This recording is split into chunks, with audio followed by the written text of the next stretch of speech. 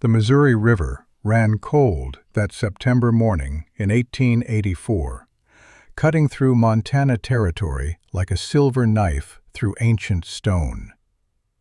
Silas Thornton sat on the bank, his fishing line disappearing into water so clear you could see the river stones 6 feet down, worn smooth by 1,000 years of current.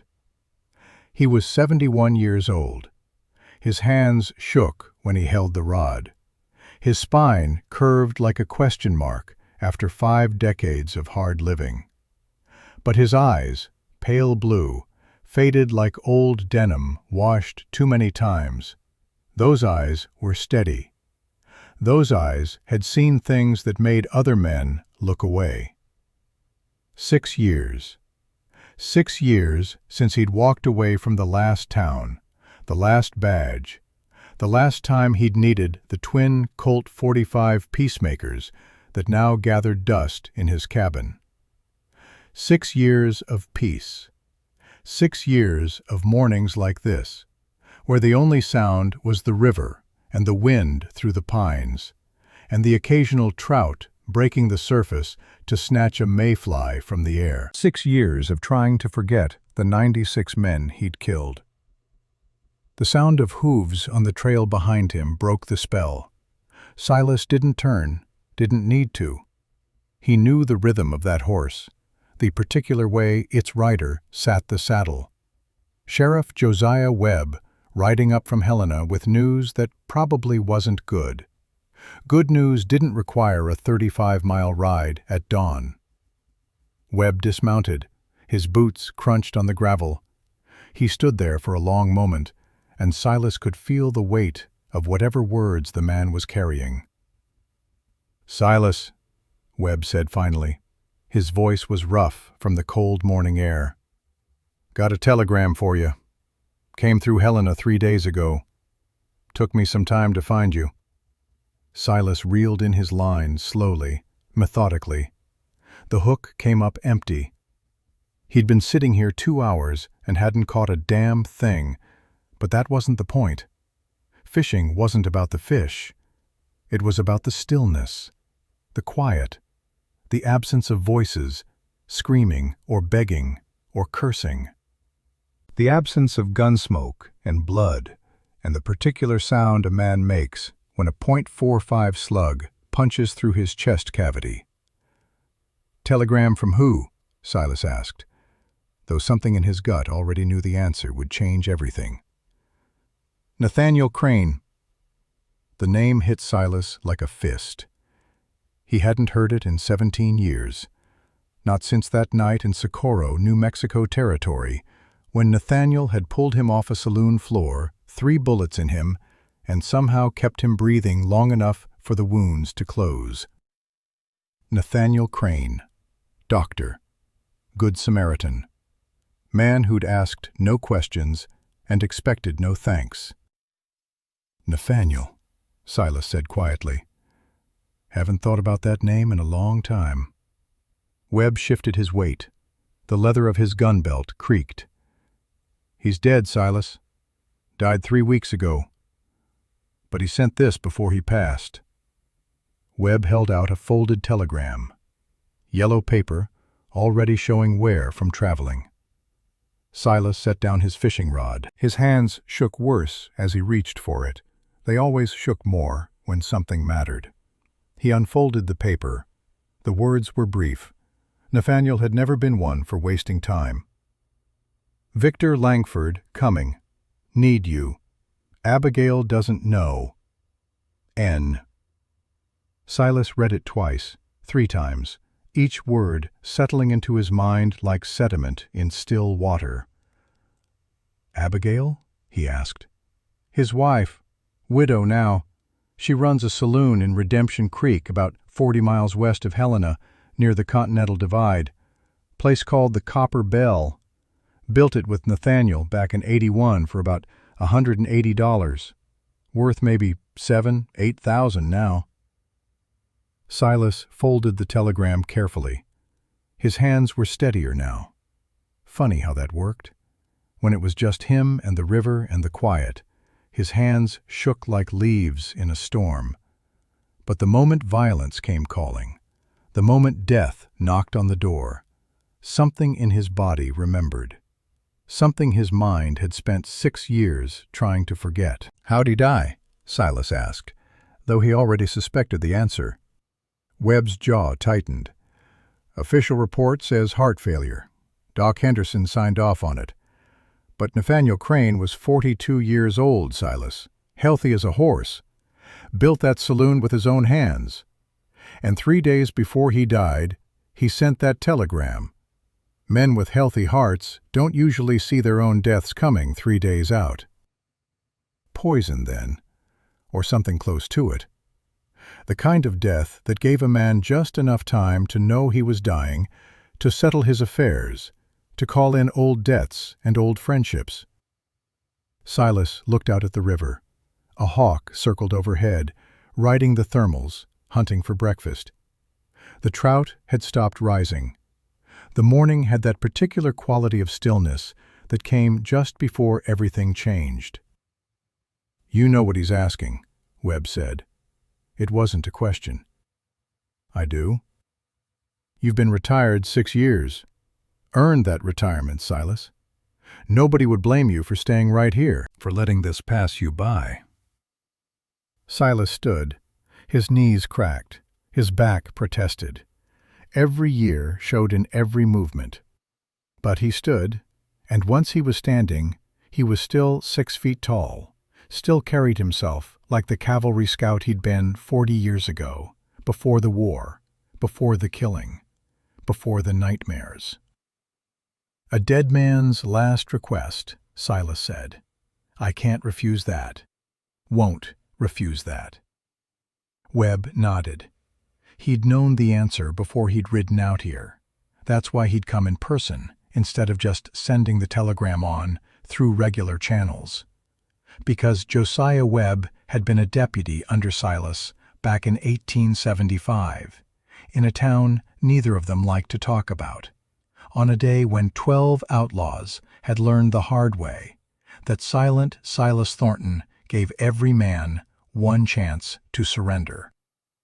Just one. "Then I'll ride with you," Webb said. "Not as county sheriff, as federal deputy.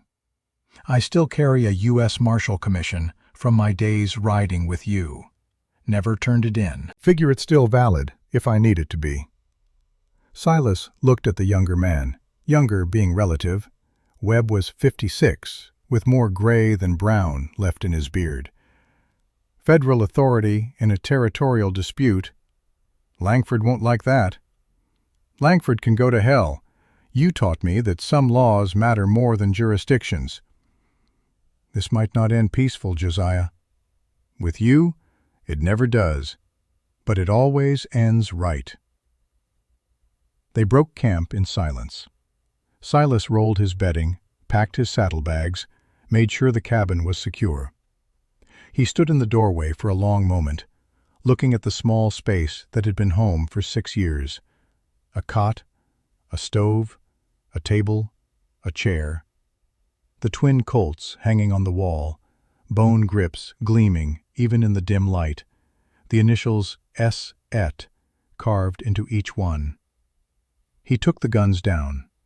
The weight of them in his hands was familiar, terrible and familiar, like greeting an old friend you'd hoped never to see again. The bone grips fit his palms like they'd been carved specifically for him, because they had been, 40 years ago, by a gunsmith in Kansas City who'd said, "These'll outlast you, Mr. Thornton. Take care of them, and they'll take care of you." Silas had taken care of them, and they'd taken care of him through 96 kills. They rode south through country that had no name on any map, just ridgelines and valleys and pine forests that went on forever. The kind of country where a man could disappear if he wanted to. The kind of country Silas had been disappearing into for the last 6 years. Redemption Creek wasn't much of a town, maybe 300 people if you counted Generous, spread along both sides of a main street that turned to mud when it rained and dust when it didn't. The kind of town that sprang up wherever someone found silver or gold or copper and would disappear just as quick when the vein ran dry. But this one had held on longer than most. The silver was real, the money was real. And where money was real, men like Victor Langford came sniffing around like wolves drawn to blood. The Copper Bell Saloon sat at the west end of town, a two-story structure of fresh-cut timber and glass windows that probably cost more than most buildings in Montana Territory.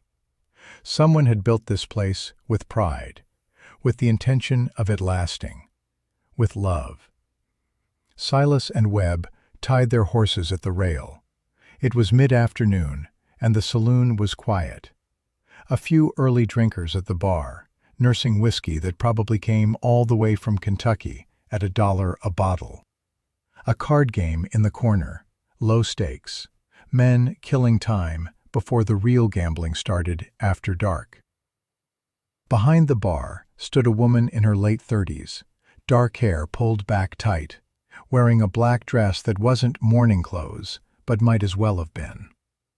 She had the look of someone who'd learned to stand straight under weight that would have bowed most people. High cheekbones, strong jaw, eyes that had seen loss and decided not to break. Abigail Crane. She looked up as they entered. Her eyes took in Silas the way a merchant takes inventory, assessing, cataloging, making judgments. What she saw was an old man with a bent spine and shaking hands, wearing clothes that had seen better days and probably better decades. What she couldn't see was the weight those hands had carried, the things those eyes had witnessed, the 96 souls that haunted his sleep. "Help you, gentlemen?" she asked. Her voice had the particular flatness of someone who'd learned not to expect much from strangers. "Yes, ma'am," Silas said, removing his hat. "I'm looking for work. Heard you might need someone for odd jobs, sweeping, cleaning, general upkeep." Her eyes narrowed slightly. "You don't look like you could lift a broom without falling over." "I'm stronger than I look." "That wouldn't take much." She studied him for another long moment, and Silas could see her calculating. How desperate was she for help versus how much of a liability would this broken-down old man be? "My husband died 3 weeks ago," she said finally. Each word cost her something. "I've been running this place alone since. Could use an extra set of hands, even if they shake." She paused. $5 a week, plus a room in the back, meals included. Work starts at 5 in the morning, ends when I say it ends." "That's more than fair." "Don't call me ma'am. Makes me feel old.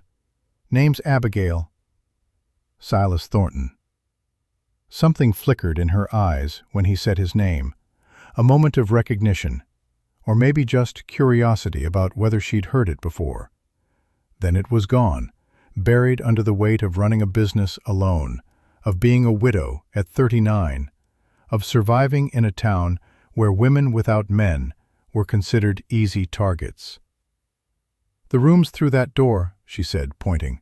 "Not much to it. Cot, wash basin, one window. But it's dry and it's warm. That's all I need." Webb ordered a whiskey, sat at the bar, said nothing, playing his role. Just another drifter passing through, not a federal marshal keeping an eye on an old friend who was probably walking into something that would end in gun smoke and blood. Silas took his saddlebags to the back room. It was exactly as Abigail had described, sparse, functional, the kind of space a person occupied but never lived in.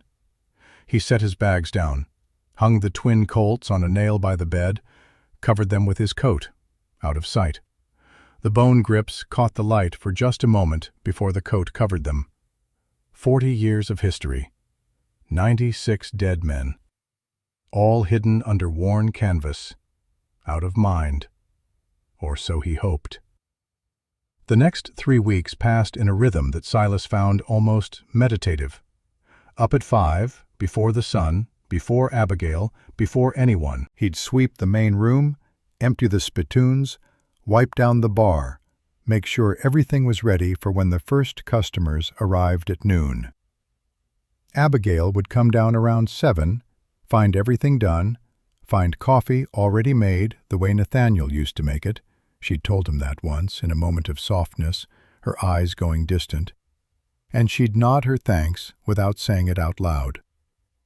During the day, he'd do whatever needed doing: fix a broken chair, patch a section of roof that had started leaking, chop wood for the stove. Simple work, honest work.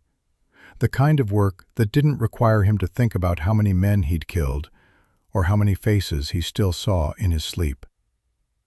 But he was watching. Always watching. Redemption Creek had the feel of a town holding its breath. People spoke in low voices. They glanced over their shoulders. The card games at the Copper Bell had gotten smaller, quieter.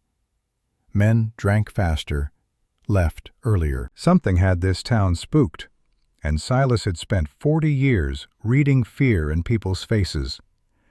He knew what he was seeing. On the 23rd day, he found out what. The door to the Copper Bell slammed open at 2 in the afternoon. 6 men walked in like they owned the place, like they owned the whole damn town. The man in front was tall, well-dressed, wearing a coat that probably cost more than most people in Redemption Creek made in a year. 46 years old, with the kind of face that might have been handsome once, before too much whiskey and too much meanness had carved lines into it. His eyes were the color of mud and just as warm. Victor Langford. Behind him stood 5 others, the muscle, the enforcers, men who got paid to hurt people and had gotten good at it. Silas recognized the type. He'd killed dozens just like them over the years. Pike Rourke, a thick-necked enforcer who stood 6'4" and probably weighed 240, all of it mean. Jesus Ballard, a lean Kansas gunfighter with watchful eyes and a tied-down holster. 3 others, whose names didn't matter because they were interchangeable. Thugs from Montana mining camps, drifters who'd found work hurting people for $15 a week. Silas was in the corner, sweeping sawdust into a pile. He didn't stop sweeping, didn't look up, just kept moving the broom, slow and methodical, like an old man who couldn't do anything faster. His hands shook as he gripped the handle. Intentional, practiced. A survival mechanism he'd developed 6 years ago when he decided to disappear. Because Silas had learned something important during his years as a marshal. People didn't fear old men with trembling hands. They dismissed them, ignored them. And being ignored kept you alive longer than being feared. Langford walked to the bar. Abigail stood behind it, her hands flat on the polished wood she cleaned every night since Nathaniel died. Her face showed nothing, but Silas could see the tension in her shoulders, the way her weight shifted slightly toward the shotgun she kept underneath. Nathaniel had taught her to use it. Silas had found the ammunition, had seen the wear patterns that spoke of regular practice. "Mrs. Crane," Langford said. His voice was smooth, educated, the kind of voice that made threats sound like invitations.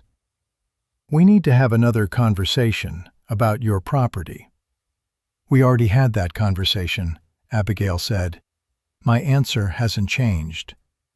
"Your answer was unreasonable."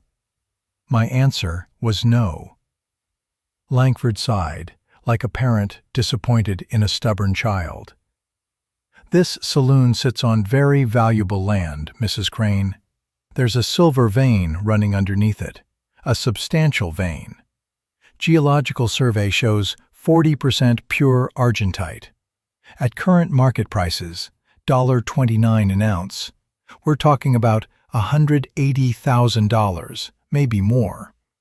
He let that number hang in the air. "I'm offering you $400 for this property. That's more than generous, considering your husband paid, what, $180 to build it? The building's worth $8,000, Abigail said, and it's not for sale at any price. Then perhaps you didn't understand me. The vein extends onto federal land. I have arrangements to mine that land, but I need access. Your property provides that access. So you see, this isn't really negotiable. Everything's negotiable, but my answer's still no. Langford's hand rested on the bar. His fingers were clean, manicured. Hands that had never done real work. Hands that signed papers and counted money and ordered other men to do violence. Your husband understood the situation, Langford said quietly. That's why he was willing to discuss terms. My husband is dead. Yes, tragic. Heart failure, Doc Henderson said. Terrible thing, a man that young. 42 years old, healthy as a horse. Makes you wonder what causes a healthy heart to just stop. The room went very still. Even the men at the card table had stopped playing, cards frozen halfway to the table. The implication hung in the air like smoke, thick and choking. Silas kept sweeping, but his hands had stopped shaking. Abigail's voice was ice. Get out of my saloon.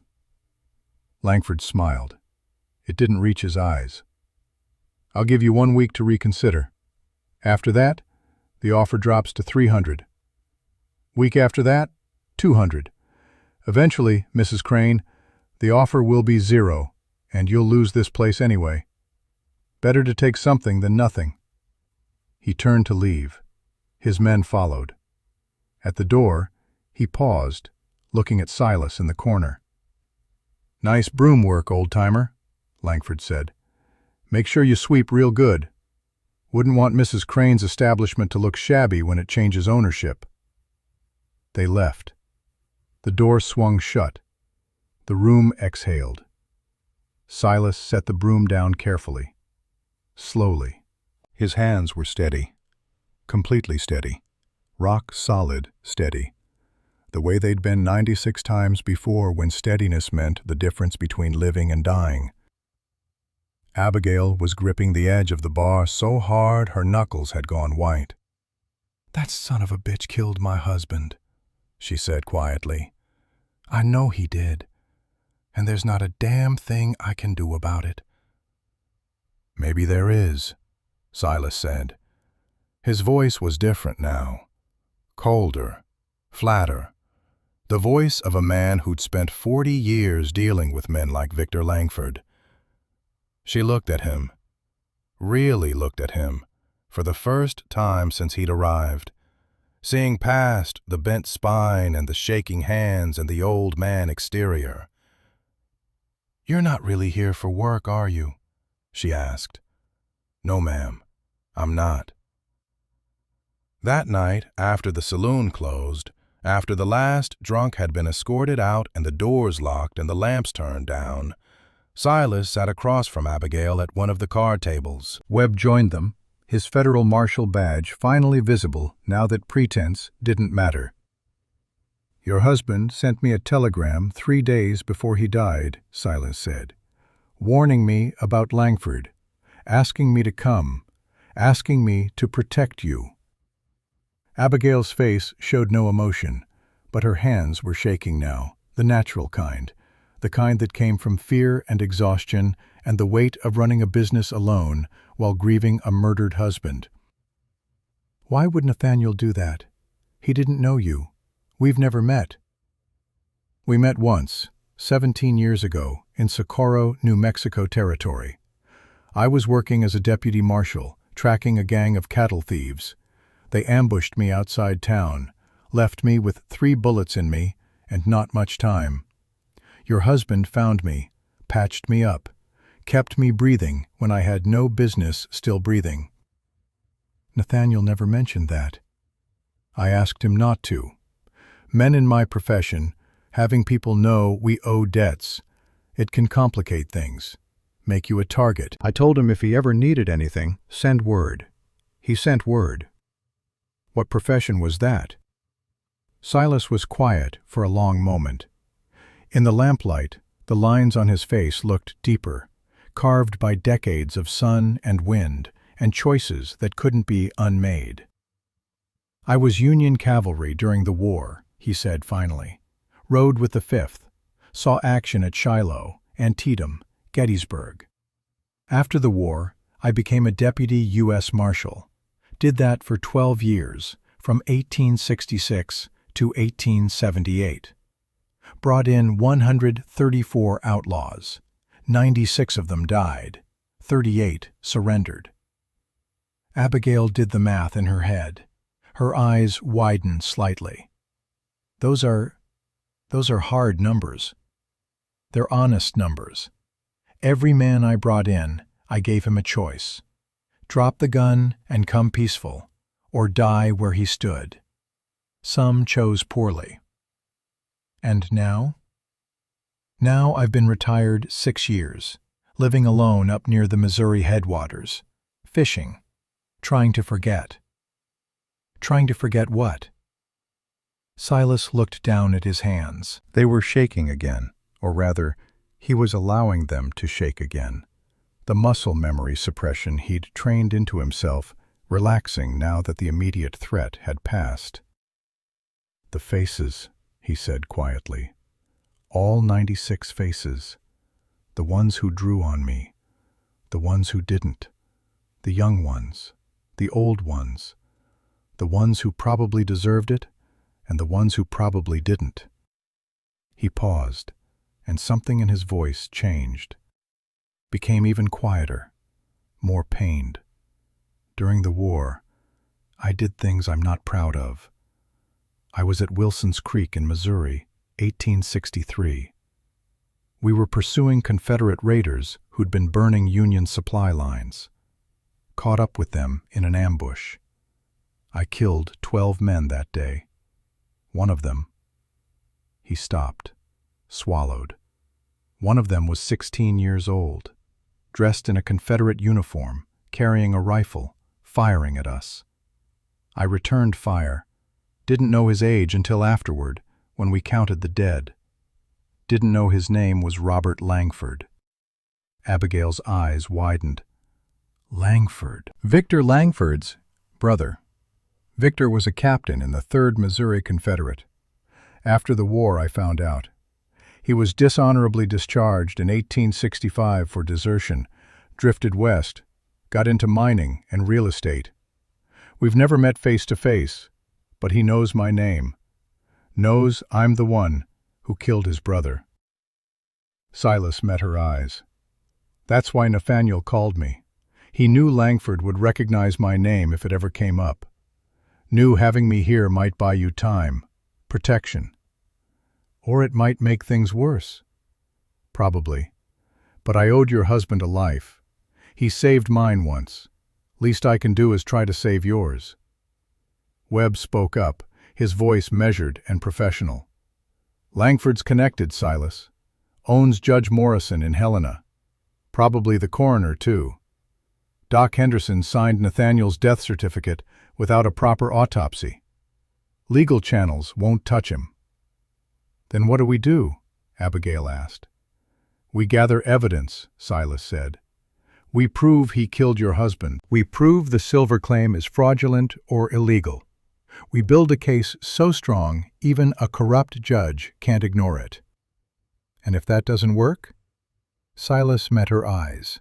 In the lamplight, his pale blue irises looked almost colorless, like ice, like death. Then I do what I was trained to do, Mrs. Crane. And I was trained very, very well. The next morning, Silas left the Copper Bell before dawn. He took his horse, a mountain-bred gelding that could climb terrain that would kill a lowland horse, his rifle, and enough supplies for 3 days. Webb stayed behind, keeping watch over Abigail, his federal badge giving him authority to arrest anyone who threatened her. Silas rode west, into the high country where Langford had staked his claims. The land here was harsh, beautiful in the way dangerous things are beautiful. Sharp peaks, deep canyons, rivers that ran cold enough to kill you in minutes if you fell in. Silas knew this country. Had tracked Cheyenne through it back in '67, before the treaties, before the reservations. Had hunted outlaws through these same mountains when they thought the wilderness would hide them. The wilderness never hid anyone from Silas Thornton. It took him 2 days to find what he was looking for. Langford's operation was bigger than expected. Not 6 men, 13, maybe more, rotating in and out from Helena. They'd set up a mining camp in a box canyon, processing equipment already in place, ore carts running on temporary rails. This wasn't a prospecting operation. This was industrial, organized, backed by serious money. Silas watched from a ridgeline, using the brass telescope he'd carried since his cavalry days. He cataloged every face, every routine, every weakness in their security. Langford himself wasn't present, probably in town, maintaining his respectable facade, but his lieutenant was. Pike Rourke, running the operation with the efficiency of a man who'd done this before, probably in a dozen other territories where the law was weak and the money was strong. On the 3rd day, Silas found something else. Half a mile from the main camp, in a small clearing screened by pine trees, there was a fresh grave. Just one. The earth had been turned recently, within the last month. No marker, no cross, just dirt piled over whatever, whoever, was buried there. Silas knew, with the certainty of a man who'd buried too many bodies himself, who that grave contained. He spent another 4 hours in the area, moving like a ghost through the trees, confirming what he'd suspected. Fresh tracks leading from the town cemetery. Disturbed earth where a grave had been opened and something removed. Tool marks consistent with exhumation. Langford had done it. Had murdered Nathaniel with poison. Had bribed Doc Henderson to sign the death certificate without asking questions. Then had the body exhumed and reburied here, in the wilderness, where no second autopsy could ever prove the arsenic that had stopped Nathaniel's heart. Methodical, thorough, the work of a man who'd planned murder and gotten away with it.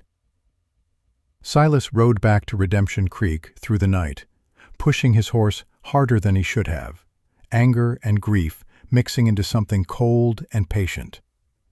By the time he reached the Copper Bell, dawn was breaking and his horse was lathered with sweat. Webb met him at the door, rifle in hand. "You look like hell." "I found Nathaniel." Abigail appeared in the doorway. Her face went pale. "What?" "There's a grave, half-mile from Langford's camp. Fresh turned earth. No marker." Silas dismounted slowly, every joint protesting. "I tracked the path from the town cemetery. Langford had the body exhumed, reburied it where nobody would look, destroyed the evidence." "The autopsy report," Abigail said, her voice shaking. "Your Henderson signed off on heart failure. But if the body's gone..." "No body, no second autopsy," Webb finished grimly. "No way to prove arsenic or anything else. Langford's covered his tracks." They stood in silence as the implications settled in. Langford had been thorough, meticulous. He'd murdered Nathaniel Crane, bribed the coroner, stolen the evidence, and now sat in Redemption Creek like a spider in the center of its web, waiting for Abigail to fold. "How many men does he have?" Abigail asked. 13 at the camp. The 6 we saw here in town. Probably more we haven't seen yet. And they're not just hired guns. They're organized, professional, ex-military, some of them. Can you take that many men? Silas was quiet for a long time. The morning sun was coming up over the mountains, painting the street gold. Somewhere in town, a rooster crowed. A dog barked. Life going on, unaware that death was already circling, patient and inevitable. "I don't know," he said finally. It was the most honest answer he could give. 20 years ago? Maybe. Now? He looked down at his hands.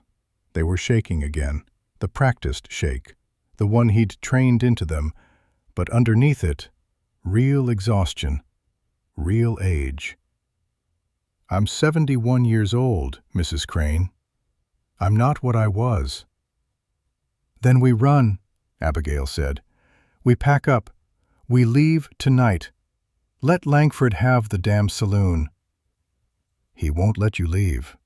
You're a witness. You know too much.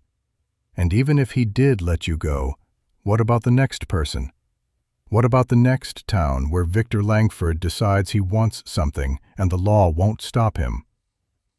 Silas turned to look at her. In the morning light, she looked younger than her 39 years, but older than anyone should have to be. Scared, but trying not to show it.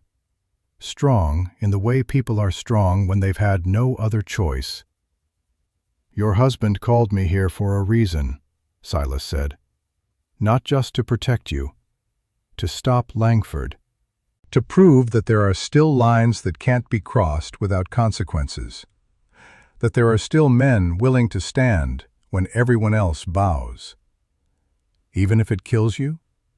Especially if it kills me. I've been dying for 6 years, Mrs. Crane. Slowly, bit by bit. Drowning in memories and whiskey and the kind of quiet that drives a man mad. Maybe this is better. Maybe dying for something is better than dying from nothing." Abigail studied his face for a long moment. Then she did something unexpected. She smiled. Not a happy smile. A sad, knowing smile. "Nathaniel used to say that," she said. "That the worst death was the slow kind.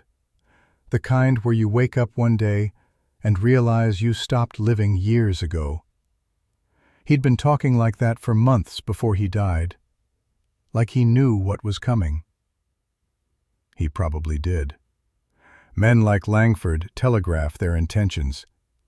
Your husband was smart enough to read the signs. He was a damn fool who got himself killed trying to stand up to a man who doesn't believe in rules.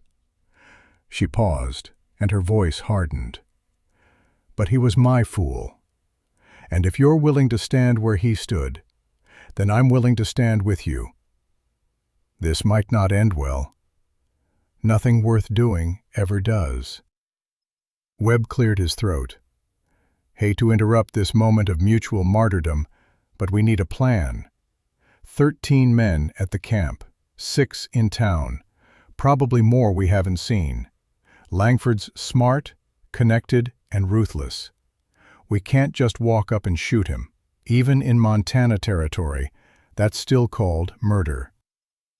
Silas nodded. "We do this careful. We do this smart. We gather evidence. We build a case. We force Langford to make a mistake. And when he makes that mistake?"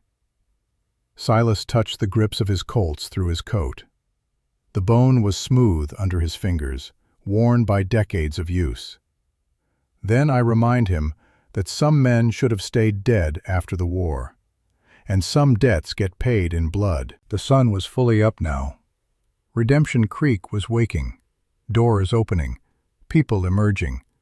A town that didn't know it was about to become a battlefield. Silas looked at his hands, still shaking. The practiced tremor he'd trained into them. But underneath the facade, underneath the appearance of weakness, he could feel something else, something old and cold and patient. Silent Silas Thornton had been dead for 6 years. But Victor Langford was about to learn that some ghosts don't stay buried, and some debts never die. The investigation began the way all good investigations begin, with patience, with silence, with the kind of waiting that separates the living from the dead. Silas spent the next week becoming invisible. He swept floors at dawn, before anyone else was awake. He chopped wood in the afternoon, when the saloon was full, and nobody paid attention to the old man outside. He fixed the squeaky hinge on the back door, the broken window latch in Abigail's room, the loose floorboard behind the bar that had been creaking for 6 months. He became part of the furniture, part of the walls, the kind of presence people stopped noticing after the first day. And while he swept and chopped and fixed, he watched. Langford came to the Copper Bell 3 more times that week. Each time his offer dropped, just as he'd promised. 400 became 300 on Tuesday. 300 became 200 on Friday. The message was clear. Time was a luxury Abigail didn't have, and Langford controlled the clock. But Silas was watching for something else. He was watching the patterns, the routines, the way Langford's men moved through town, the way they talked when they thought nobody was listening, the way they glanced at each other when Langford made his threats. One of them was different. His name was Jesse Ballard, 29 years old, lean as a whip, with the kind of watchful eyes that marked him as something more than common muscle. He wore his gun low on his right hip, the holster tied down with rawhide thong. A gunfighter's rig, a professional's setup. The kind of man who'd killed before and would kill again, but did it with a code, with rules, with lines he wouldn't cross. And every time Silas was in the room, Jesse's eyes would drift to the old man in the corner. Not obvious, not threatening, just watching. Like he was trying to place a face he half remembered from a dream, or from a wanted poster he'd seen years ago in another territory. On the 8th day, Silas made his move. He left the Copper Bell at midnight, when Redemption Creek was dark except for the oil lamps burning in a few windows. The saloon crowd had dispersed hours ago. The street was empty. Even the dogs had gone quiet. Silas took his horse from the stable behind the saloon, the same mountain-bred gelding that had carried him through 6 years of isolation, and rode west into country that had no name on any surveyor's map. The moon was 3/4 full, enough light to see by, not enough to be seen. Silas knew this kind of work, had done it for the 5th Cavalry, back when tracking Confederates through Missouri wilderness meant the difference between living and dying. The land might have changed, the enemy might have changed, but the principles remained eternal. Move silent, move slow, see everything, be seen by nothing. Langford's mining operation sat in a box canyon 15 miles west of town, nestled in terrain so rugged that only someone who knew what they were looking for would ever find it. The approach was treacherous, steep switchbacks, loose shale. One wrong step, and you'd tumble 500 feet onto rocks that didn't care about your age or your intentions. But Silas had climbed worse, had tracked men through worse. His body might have been 71 years old, carrying decades of accumulated damage, but his mind remembered every lesson the frontier had taught him. He left his horse a mile out, tied in a hollow where it wouldn't be seen or heard. The rest he did on foot, moving through the darkness like the cavalry scout he'd been 40 years ago, when Lincoln was still president and the nation was tearing itself apart. The camp came into view as false dawn started painting the eastern sky. 13 men, like he'd counted before. But now he could see the details. The quality of their weapons, new Winchester rifles, probably Model 1873s, worth $30 each. The canvas tents were military grade, arranged in a defensive perimeter that spoke of someone with tactical training. These weren't just hired guns scraped from saloon floors. This was a paramilitary operation. Silas settled into a position on the ridge line, behind a jumble of boulders that gave him cover and a clear sight line. He watched through his cavalry telescope as the camp woke up. Men emerging from tents, scratching, yawning, pissing into the bushes. Coffee being made over cook fires. The day shift preparing to descend into the mine shaft that had been sunk 30 feet into the canyon floor. He watched the ore carts coming up, pulled by mules along the temporary rails. Even from a distance, he could see the gleam of silver in the morning light. High-grade argentite, the kind that assayed at 40% pure or better. At current market prices, $1.29 an ounce, a single cart represented $200, maybe $300 in raw ore.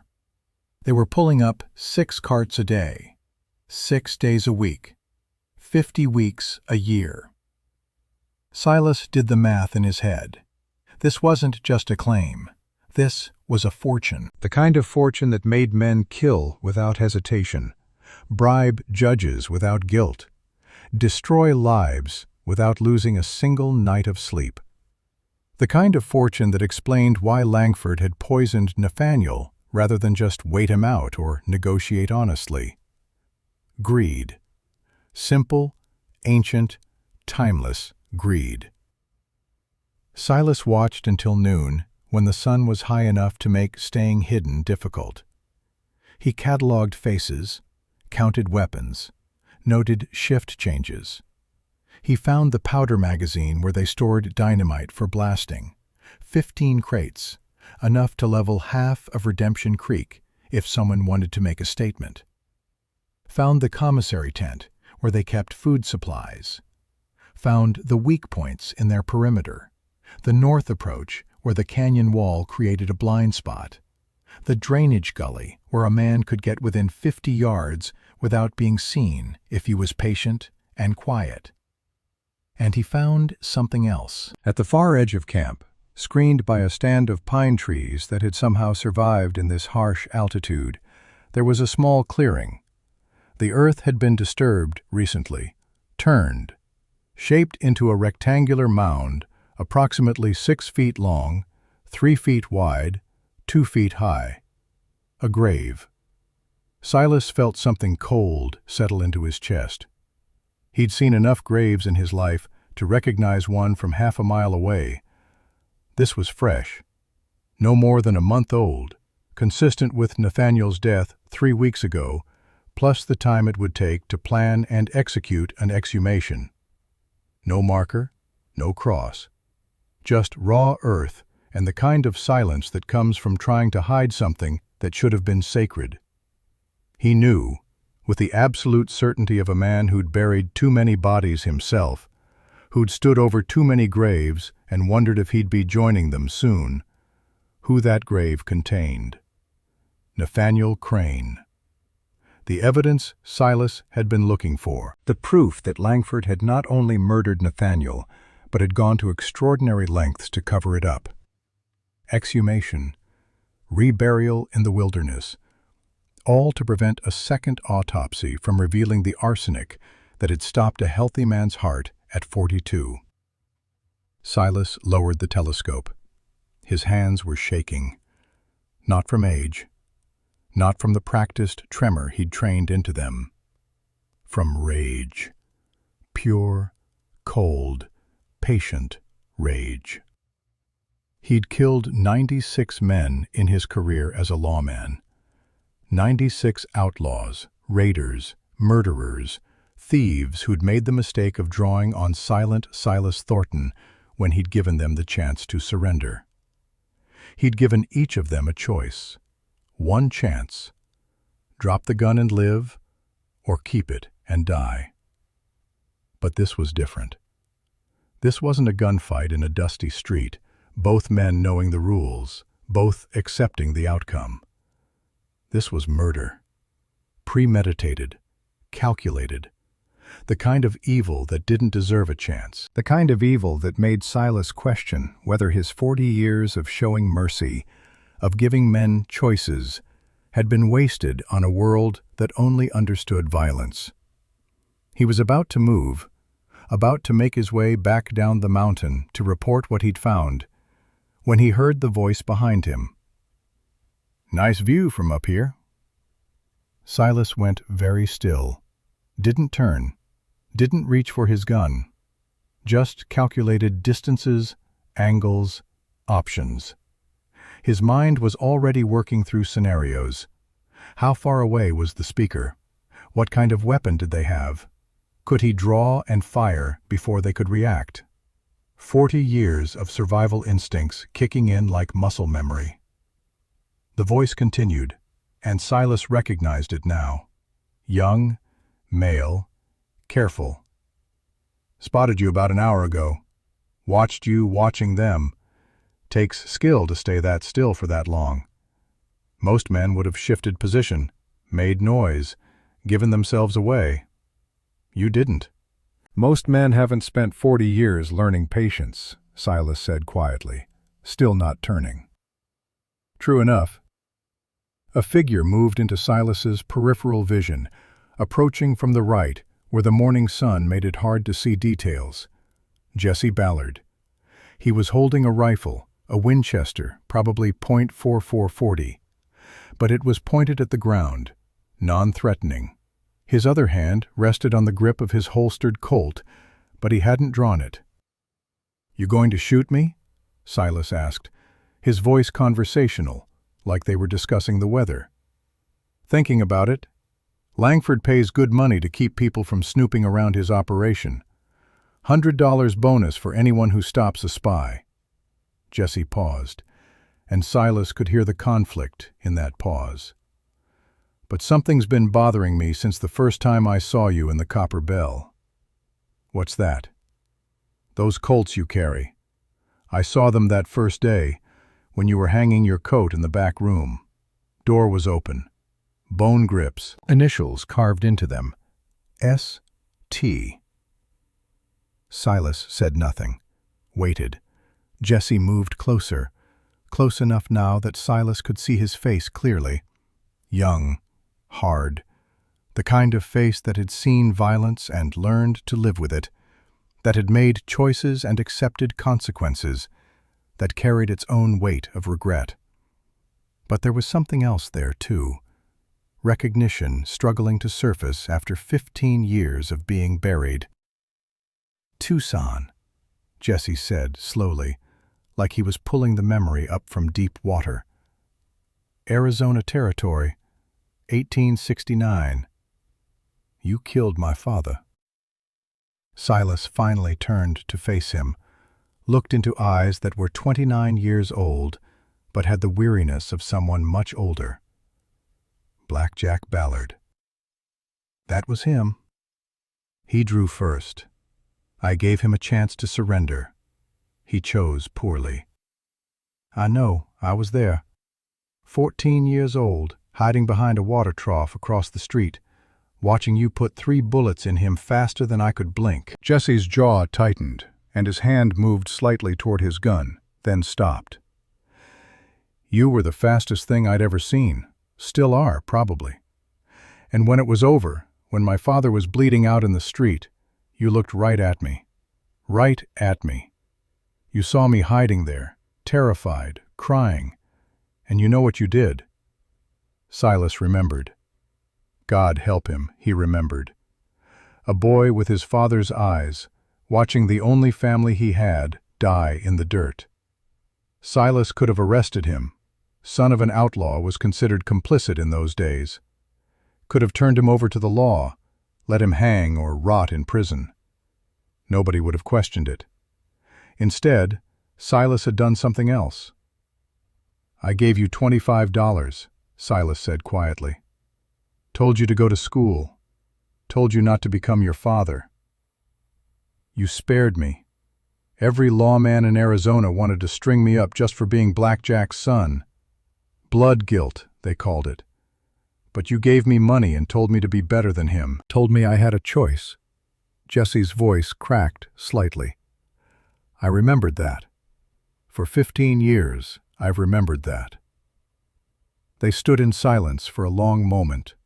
The wind moved through the pines below them. A hawk called somewhere overhead, hunting in the thermals. The sun climbed higher, and with it came the heat that would make the day brutal. "I became a gun anyway," Jesse said finally, and there was regret in those words, heavy and old. "Guess I wasn't as smart as you hoped. Tried to go straight for a while. Worked in a mine in Nevada, dealt cards in Deadwood, even tried ranching up in Wyoming. But the only thing I was ever good at was this." He gestured to the Colt on his hip. "So here I am, selling my gun to men like Langford because it's all I know how to do." "Then you remember more than most," Silas said. "Most people forget mercy the moment they need to show it themselves. You remembered for 15 years. That counts for something." Jesse looked down at the mining camp below, at the men moving around like ants in a disturbed hill, pulling silver from the earth that didn't belong to them, working for a man who'd murdered to get it. "Langford's planning something," Jesse said abruptly. "Tomorrow night. He's bringing more men from Helena, 8 more, maybe 10. Plans to end this, burn the copper bell to the ground, with Mrs. Crane locked inside." The cold in Silas's chest spread, freezing everything it touched. "How many men total?" 20, maybe 25.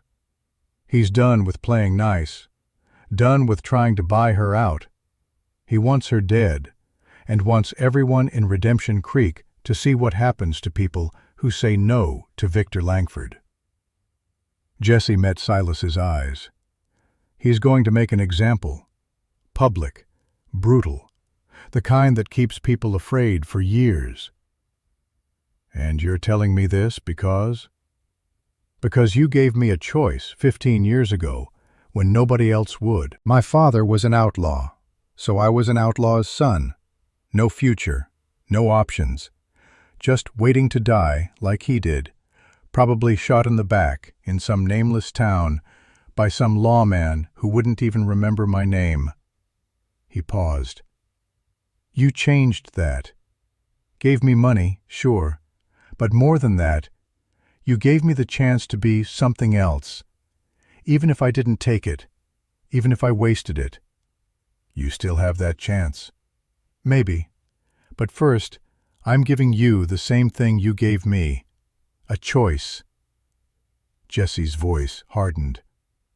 "Walk away, tonight. Take Mrs. Crane and get out of Montana territory. Head to Wyoming or California or anywhere Langford's influence doesn't reach. Or stay and die when he comes with 25 guns and enough hate to burn the whole town down."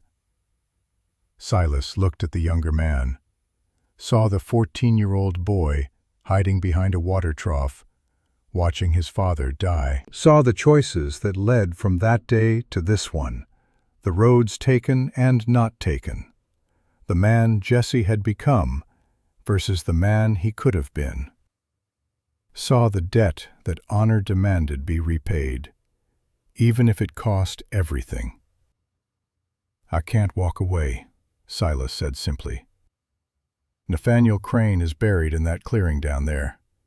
Langford murdered him with poison, then dug him up and hid him in the wilderness to destroy the evidence. And if I walk away now, men like Langford keep winning, keep killing, keep taking what they want because nobody stands against them. You're one old man. I'm one old man who's killed 96 people and lived to see 71. That's got to count for something." Jesse smiled. It was a sad smile, the kind that acknowledged truth without celebrating it. "Yeah, it does."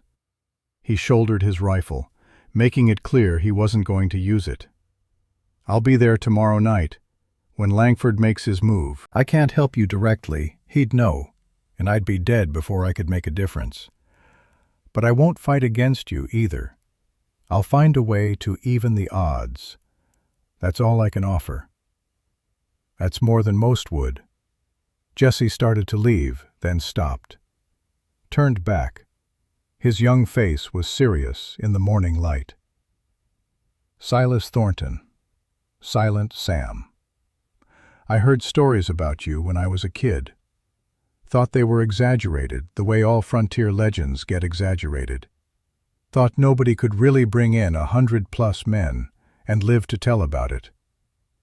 134, Silas corrected quietly.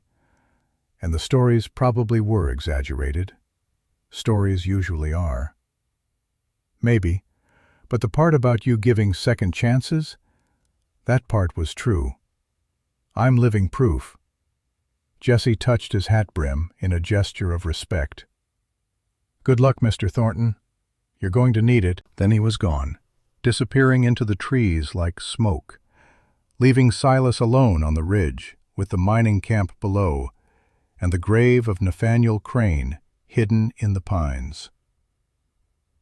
Silas made it back to Redemption Creek by nightfall, his horse exhausted, his own body aching in ways that reminded him he was no longer young. He found Abigail and Webb in the saloon after closing, waiting with the kind of tension that comes from knowing bad news is arriving, but not knowing how bad. The look on Silas's face when he walked in told them everything they needed to know. Nathaniel's buried at the mining camp, Silas said, without preamble. No point in softening it. Langford had the body exhumed from the town cemetery and reburied in the wilderness. No way to prove murder now. No body, no second autopsy, no evidence. Abigail's face went white. She sat down heavily in a chair, like her legs had stopped working. Her hands gripped the armrests so hard her knuckles went bloodless. Then it's over. We can't fight him. Can't prove anything. Can't— Tomorrow night, Silas interrupted, his voice cutting through her despair like a blade. Langford's bringing 20, maybe 25 men. Plans to burn this place to the ground, with you in it. Make a public example that'll keep this whole territory afraid for the next 10 years. Silence. The kind of silence that comes when death stops being theoretical and becomes a schedule, a time, a certainty marked on a calendar. Then we run, Webb said, always practical, always thinking 2 moves ahead. Tonight. I've got friends in Wyoming territory. We can— No. Abigail's voice was flat, hard, immovable. I'm not running. This is my home. My husband built this place with his own hands, died for this place, died protecting what we built together. I'm not giving it to Victor Langford just because he's willing to kill for it. I'm not letting him win. Mrs. Crane, Webb started. No, she repeated, and there was steel in her voice now, the kind that couldn't be bent or broken. You two can leave if you want. I understand. This isn't your fight. This isn't your legacy. But I'm staying. Silas looked at her, saw the set of her jaw, the fire in her eyes that no amount of fear could extinguish. She reminded him of women he'd known during the war, the ones who kept farms running while their husbands were dying at Shiloh or Gettysburg or Antietam, the ones who held rifles when Confederate raiders came, the ones who refused to break even when breaking would have been easier, safer, more rational, the ones who understood that some things mattered more than survival. Your husband sent me here for a reason, Silas said quietly. Not just to protect you, to stop Langford, to prove that some lines can't be crossed without consequences, that some debts get paid, even if it takes years. He paused. I'm staying too. Webb looked at both of them, shook his head, but his hand moved to his badge, the Federal Marshal Commission he'd never turned in, the authority that transcended territorial boundaries and local corruption. Well, hell, guess I'm staying then. can't let you two have all the fun. Besides, someone needs to make sure this is legal." "Nothing about tomorrow night is going to be legal," Silas said. "Then someone needs to make sure it's justified. That's almost as good." They spent the night preparing. Silas checked his Colts, cleaned them with the kind of care most men reserve for holy objects, the ritual familiar from 40 years of repetition. Loaded each cylinder with fresh cartridges, 230-grain lead bullets, 40 grains of black powder, enough stopping power to punch through a man at 50 yards and keep going through the wall behind him. Abigail brought out Nathaniel's shotgun, a double-barreled 12-gauge, loaded with buckshot. 9 lead pellets per shell, each one capable of killing at close range, capable of turning a human torso into raw meat. "Nathaniel taught me to use this," she said, her hands steady on the weapon. "Every Sunday for 2 years, he'd take me out to the canyon, and we'd practice. He said," her voice broke slightly, "he said if anything happened to him, I needed to be able to protect myself. Like he knew. Like he saw this coming." "Smart man," Silas said. "Loved you enough to prepare you for the worst." Webb positioned himself on the second floor with his Winchester rifle. 44 rounds in the magazine tube, another box of ammunition on the floor beside him. If it came to a siege, if they had to hold the building against superior numbers, he'd make them pay for every inch, every foot, every life they tried to take. They didn't talk much as dawn approached. Didn't need to. They all knew what morning would bring. They all knew the odds. 3 against 25. Math that didn't work in anyone's favor, except the Undertaker's. Dawn came cold and clear. Silas was in his usual position, sweeping the floor in the pre-opening quiet, when the doors burst open with a crash that echoed through the empty saloon. 3 men, not Langford's full force, just the advance team, the message. Pike Rourke led them, and Silas remembered him from the mining camp.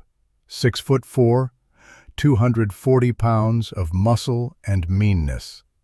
The kind of enforcer who enjoyed hurting people, who got paid to break bones and considered it easy money. Behind Pike came 2 others. Dobbs, a kid who couldn't have been more than 21, all swagger and no sense. The kind of young gun who thought being fast made him immortal. And Tully, a thick-necked enforcer from St. Louis, who'd killed 3 men in bar fights and thought that made him dangerous, made him someone to be feared. They'd learned different. "Saloon's closed," Abigail said from behind the bar, her voice calm, but her hand drifting toward the shotgun underneath. Pike smiled. It wasn't a friendly smile. It was the smile of a man who enjoyed what came next, who got off on fear, who'd learned that intimidation was easier than actual fighting. "We're not here to drink, ma'am. We're here to deliver a message from Mr. Langford." "I already got Langford's message, multiple times. My answer hasn't changed." "This is a different kind of message. The kind that makes sure you understand how serious Mr. Langford is about this situation." Pike's hand went to a bottle of kerosene sitting on the bar. Nathaniel had kept it there for filling the oil lamps. Pike picked it up, uncorked it with his teeth, and started pouring it on Abigail's clean floor. The smell filled the room, sharp and chemical. "The hell do you think you're doing?" Abigail demanded, her hand now gripping the shotgun stock underneath the bar. "Showing you what happens tonight if you're still here. Mr. Langford wants you to understand, this whole place burns, with you in it. Consider this a demonstration of his commitment." Dobbs laughed, the high, nervous laugh of someone who'd never actually killed anyone, but thought they wanted to. He pulled a match from his pocket, started to strike it against his boot. Silas moved, not fast, not the lightning blur of a young gunfighter showing off in a saloon, trying to build a reputation on speed alone, but with the precision of 10,000 repetitions, of 40 years of muscle memory written so deep into his nervous system that his body could do it while his mind was thinking about something else entirely. His right hand dropped to the Colt on his hip. The bone grip filled his palm like it had been carved specifically for him, because it had been, in 1863, by a gunsmith in Kansas City who'd said these guns would outlast him. The grip had been smooth then. 40 years of use had worn it smoother. 0.7 seconds. Draw complete.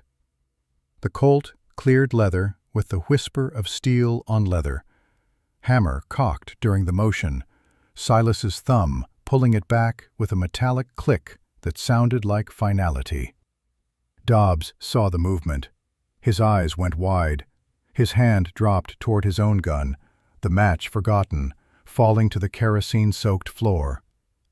Too slow. 1.1 seconds total. Silas fired. The Colt .45 kicked in his hand, a familiar recoil that his wrist absorbed automatically. The sound was enormous in the enclosed space, a thunderclap that made ears ring and hearts skip beats. The muzzle flash lit up the dim interior like lightning, harsh and brief. The 230-grain bullet left the barrel at 850 feet per second, 15 feet of travel. The physics were simple and brutal. The slug hit Dobbs' center mass, entered his sternum 3 inches below the clavicle. The soft lead mushroomed on impact, expanding to nearly twice its original diameter as it passed through flesh and bone. It tore through Dobbs's left lung like a fist through paper, severed the pulmonary artery, and exited below his left shoulder blade in a spray of blood and bone fragments that painted the wall behind him. The hydrostatic shock, the pressure wave created by the bullet's passage through fluid-filled tissue, stopped Dobbs's heart before his brain could register pain. Before he could understand he was dead, he dropped. His unfired gun hit the floor with a clatter. He was gone before his body finished falling, eyes already glazing, mouth open in an expression of permanent surprise. Elapsed time from draw to death, 1.1 seconds. Tully was faster than Dobbs, with more experience, more survival instinct. He'd already started drawing when Silas moved. Got his gun half raised, finger finding the trigger, barrel coming up toward Silas's center mass. Silas pivoted. Left foot forward, knee bent. Weight shifting to adjust for the new angle. His body moving like it had been trained to move, like it remembered every drill from cavalry days, when being slow meant dying in some Missouri forest. 2.2 seconds total. Second shot. This one was different, intentional, controlled, merciful, if mercy could exist in violence.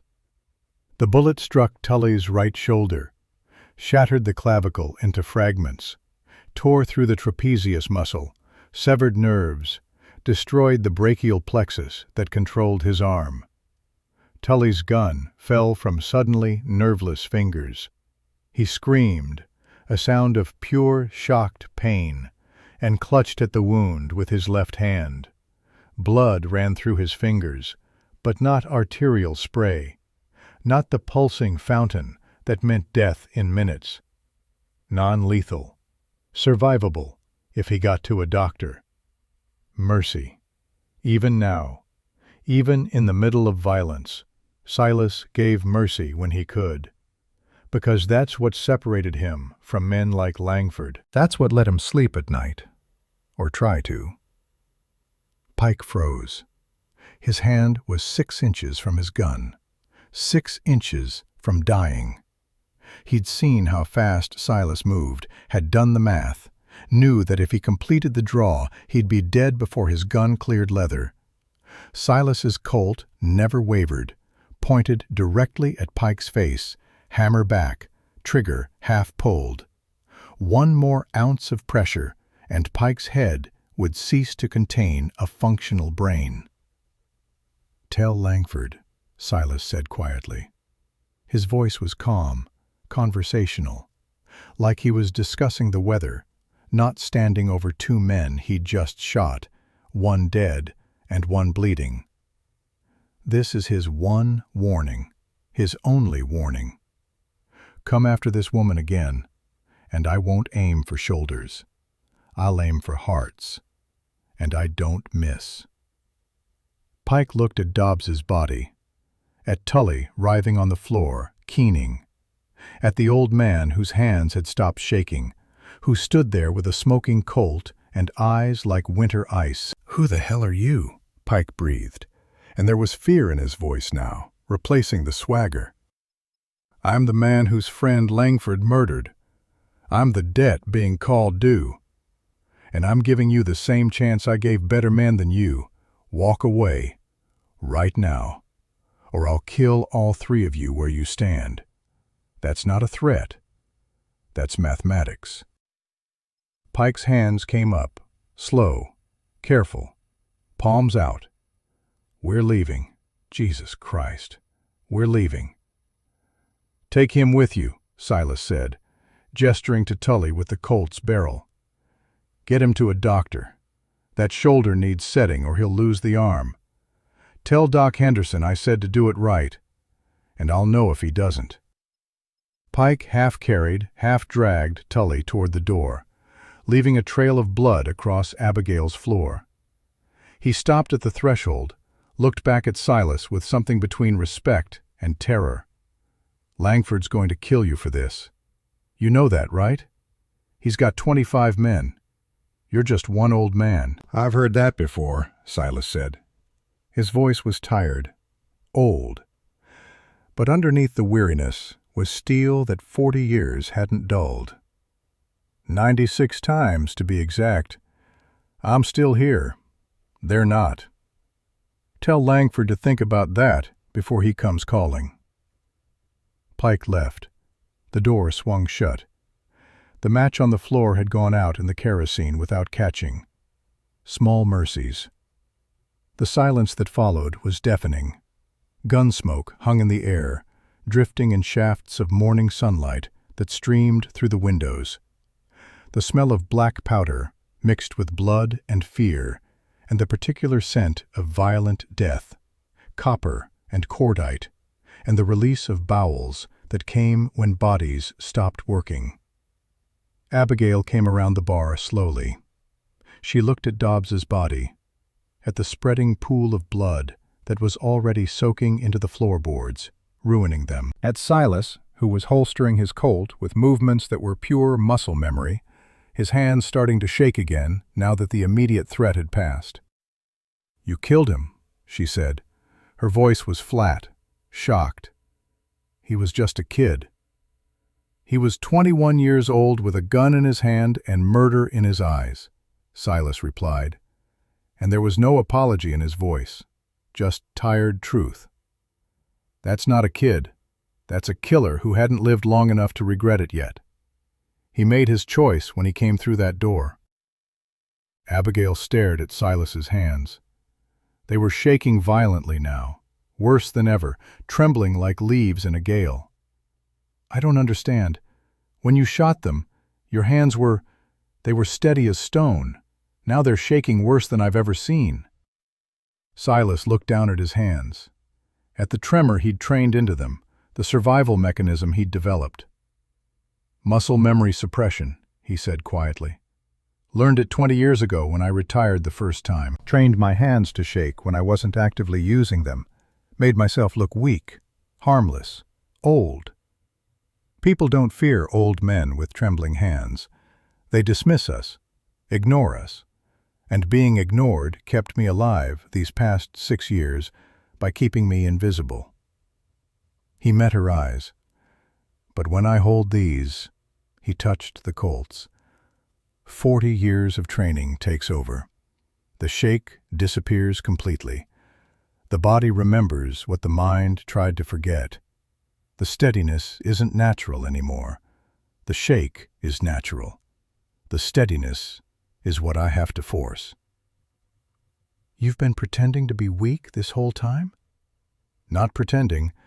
I am weak, old, tired. The shake is real. I just taught my body when to show it and when to hide it. Survival mechanism. Camouflage. It's kept me alive by making people underestimate me. He paused. Every man I've killed since I developed this technique, they all made the same mistake Pike almost made. They saw the shake and thought I was harmless. By the time they realized different, it was too late. Webb came down the stairs, Winchester ready. He took in the scene with one glance, the body, the blood, the kerosene that hadn't ignited, Silas standing there looking every one of his 71 years. "Well," Webb said dryly, "I'd say Langford got his message. Question is, what's our next move?" Before anyone could answer, the door burst open again. Victor Langford stood framed in the doorway. Behind him, the street was filling with men, not 3, not 6, at least 15, maybe more, with others still coming. The morning sun backlit them, turning them into silhouettes, anonymous and threatening. Langford's eyes went to Dobbs's body, to the blood, to Silas, standing in the middle of the carnage with his Colts holstered, but his hands no longer shaking, the facade dropped, the truth visible. Recognition dawned on Langford's face, slow, like watching sunrise. His expression shifted from anger to shock to something darker, older, personal. "Silent Sam Thornton," he said quietly, and his voice carried the weight of 21 years of hatred. "I thought you were dead." "I was," Silas replied. "For 6 years, I was dead, buried, gone. You brought me back." "You killed my brother. Wilson's Creek, Missouri, 1863, Confederate retreat. You shot him during the rout." Langford's voice was shaking now, not with age, but with rage that had been fermenting for 2 decades. He was 16 years old. The memory came back sharp and clear. A boy in a Confederate uniform, too big for him, rifle in hand, firing at Union cavalry as they pursued the retreating rebels. Silas had returned fire, standard engagement, war. Had seen the boy fall, hadn't known it was a boy until afterward, when they counted the dead and found Robert Langford among them, 16 years old, enlisted against his parents' wishes, killed in his 3rd week of combat. "I didn't know his age," Silas said. "War doesn't check birth certificates before pulling triggers. He was shooting at me, at my men. I returned fire, that's all. He was 16, and he was carrying a rifle and shooting at Union soldiers. That made him a combatant, not a child." Silas's voice hardened. "But you want to talk about killing? Let's talk about Nathaniel Crane, 42 years old, civilian, murdered with poison because he wouldn't sell his wife's livelihood, because he stood between you and money you didn't earn, don't deserve, and have no right to. You can't prove that. I found his grave at your mining camp. You exhumed him, destroyed the evidence. That's proof enough for me." Silas paused. "Maybe not for a court you've already bought, but enough for this. You self-righteous son of a bitch. You killed a child in a war and called it duty. I'm building an empire, and you call it murder. The only difference is you had a badge." "The difference," Silas said quietly, "is I gave your brother a chance to surrender. I gave every man I ever faced that same chance. Drop the weapon and live. Your brother chose different, just like you're about to choose. The standoff stretched. Time became thick, viscous, moving like honey in winter. The street behind Langford was full now. Silas counted faces. 17, 18, 20, more coming. Langford's men spread out, forming a semicircle, all armed, all watching, all waiting for the order that would turn Redemption Creek's Main Street into an abattoir. "You can't take all of us," Langford said, and confidence was creeping back into his voice now, bolstered by numbers. "Even if you were fast once, and I'll grant you were legendary, you're one old man.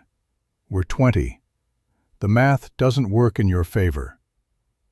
Silas's hands dropped to his Colts, not drawing, just resting on the bone grips, and everyone in the street could see that the shaking had stopped. Completely stopped. Like a switch had been thrown. "Maybe not," Silas agreed. "But I'll kill you first, Victor. That I promise.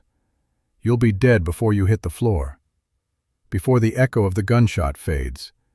Before you feel pain. Your boys might get me after, probably will, but you won't see it. You'll just see black."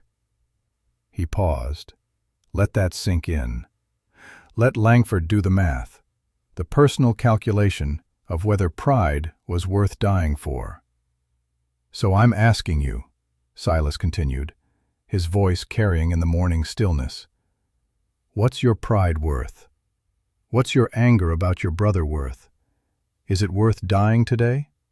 Right now? Before you've spent that silver money? Before you've enjoyed what you killed Nathaniel Crane to take? Before you've built this empire you keep talking about?" Langford's hand twitched toward his gun. Twitched again. The calculation was visible on his face. Could he draw fast enough? Could he get his shot off before Silas's bullet took his life?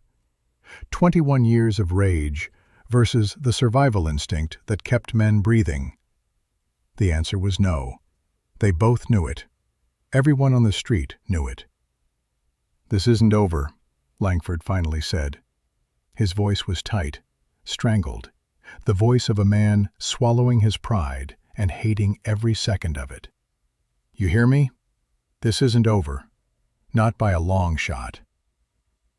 "It is for today," Silas said. "Tomorrow? Tomorrow we'll see. But today, you walk away. Or you die here, in this street, in front of all these men who'll know you were too scared to draw. Choose." Langford backed toward the door. His men backed with him, a slow retreat, none of them wanting to be the first to turn their backs, all of them having done the same math Langford had done. 15 guns, 20 men, and one old man who'd already killed 97 people and looked ready to make it 117 if necessary. "Tonight," Langford said from the doorway, trying to salvage something, anything, "we come back tonight, with enough men that your speed won't matter, with enough guns that you'll die no matter how legendary you think you are." "Then I'll see you tonight," Silas replied. "But you might want to write your will first, just in case the math works out different than you think." They left. The street emptied slowly, men backing away, hands carefully away from weapons. The morning returned to something like normal, except for the body in the saloon, and the blood soaking into the floor, and the certainty that tonight would bring violence on a scale Redemption Creek had never seen. Silas walked to the bar. His legs felt weak. His hands were shaking again, worse than before. The adrenaline was draining away like water from a cracked bucket, leaving behind exhaustion and pain and the weight of 71 years. Sheriff Morrison arrived within the hour, the town's lawman, a lean man in his 40s who'd learned to look the other way when Langford's men caused trouble, who'd taken money to ignore corruption, who was now staring at a corpse and realizing his comfortable arrangement had just become very complicated. "Self-defense," Webb said, before Morrison could speak, showing his federal marshal badge. "I witnessed everything. Kid drew first. Old man here gave him every chance to back down. This is clean." Morrison looked at Silas, at the Colts, at the spreading pool of blood. "This is going to complicate things with Langford." "Things were already complicated," Silas said. They wrapped Dobbs in canvas, buried him in the town cemetery the next morning. No marker, no mourners, just another young man who'd drawn on the wrong old man and paid the price. Another face that would join the 96 others in Silas's nightmares. 97 now. The count was rising again. And Silas Thornton, who'd been dead for 6 years, who'd spent those years trying to forget the feel of a gun in his hand and blood on his conscience, was about to remember exactly who he'd been. About to become, one more time, the man called Silent Sam. The man who gave every enemy one chance, and only one.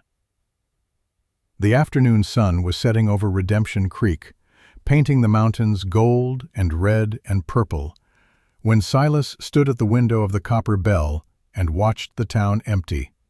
Families closing shutters, merchants boarding up windows, people who'd lived here for years suddenly remembering urgent business elsewhere, anything to avoid being present when the violence came. He didn't blame them. Survival was a reasonable choice. Behind him, Abigail was checking the shotgun for the 10th time. Webb was on the second floor, positioning furniture to create firing positions, moving with the efficiency of someone who'd done this before in other towns, other standoffs. "Abigail," Silas said quietly, "there's still time for you to leave. Webb can escort you to Helena, get you somewhere safe." "We've had this conversation," she replied, and there was finality in her voice. "This is my home, my husband's legacy. I'm not running." "You might die." "Then I'll die standing, same as Nathaniel would have wanted, same as I want." She looked at him with eyes that had already accepted the possibility of death and moved past it. "Besides, you and Webb might actually need me. 2 old men against 25.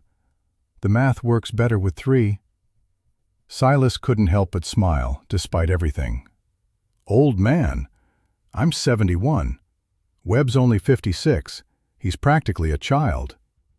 "You're both ancient, and you know it. And you both need me." The sun touched the horizon. Shadows grew long. The street was empty now, except for a few brave souls watching from second-story windows, wanting to witness history, but not participate in it. "They're coming," Webb called down from upstairs.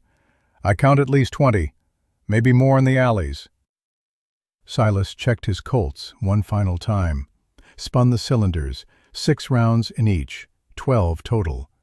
Not enough if it came to a sustained fight, but enough to make a statement. Enough to prove that some stands had to be made, regardless of the mathematics. He looked at Abigail. "Cellar, now. That's not negotiable." "But no." His voice was harder than she'd ever heard it. "If Webb and I fall, you're the witness. You tell the story. You make sure people know Langford murdered your husband. You make sure this means something. That's your job. Not fighting. Witnessing." Abigail looked like she wanted to argue, but something in Silas's face stopped her. She nodded once, descended into the cellar, and pulled the heavy door shut. The lock clicked from inside. Silas walked to the front door, opened it wide, stepped out onto the wooden porch. The street was full. 26 men. Silas counted quickly, efficiently. 26 guns, all pointed at him or at the building behind him. More than Langford had promised, more than anyone could fight and hope to survive. Victor Langford stood in the center of them, 35 feet away. The torches they carried made his face look demonic in the gathering dusk. Or maybe that was just the truth showing through. "You're going to die tonight, Thornton," Langford said. His voice carried in the stillness. Every window in Redemption Creek was watching now, faces pressed to glass, witnesses to what came next. "I've been dying for 6 years," Silas replied. "Tonight just makes it official. Any last words before we end this?" Silas looked at the men arrayed before him, young faces and old faces, Killers and drifters and desperate men who'd sold their souls for $15 a week and found out too late the price was steeper than they'd thought. Men who probably had families, dreams, lives they wanted to live. Men who were about to die because they'd chosen the wrong employer. "I've killed 97 men," Silas said. His voice was loud enough to carry to every man in the street. Every single one got a choice first. Drop the gun or die. 37 chose life. 97 chose death. He paused. "Let that number sink in. You're all getting the same mercy now, same choice. Walk away, right now, ride out, never come back, or die here, in this street, for a man who murdered an innocent civilian, for money that's not yours, for a cause that's not worth your lives." Silence. The wind moved through Redemption Creek like a ghost. Somewhere a door creaked. A horse nickered nervously, sensing what humans sometimes couldn't, that death was near, that blood would flow soon. "Your choice," Silas said. His hands dropped to his Colts, rested on the bone grips. "But choose quick, because once this starts, mercy's off the table." Langford laughed. It was an ugly sound, harsh and bitter. "You're one old man. I've got 26 guns. The math—" "The math," Silas interrupted quietly, "says I'll kill you first. That's a certainty.